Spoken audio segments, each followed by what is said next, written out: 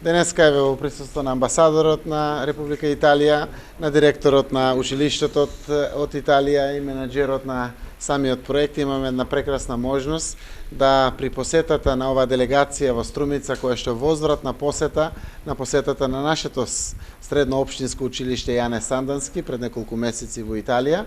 која што еве денеска разви прекрасни идеи овде во Струмица за идни инвестиции за отварање на гостителско туристичко училиште, кое што секако представува и италијански европски проект, многу важен за нашиот регион, заради тоа што дефицитот од кадри во делот на гостителството и туризмот е навистина присутен во целиот Струмички регион, но би рекол во целата југоисточна Македонија. Разговаравме за конкретни локации, денеска после оваа посета, дел од менаџментот ќе ја посетат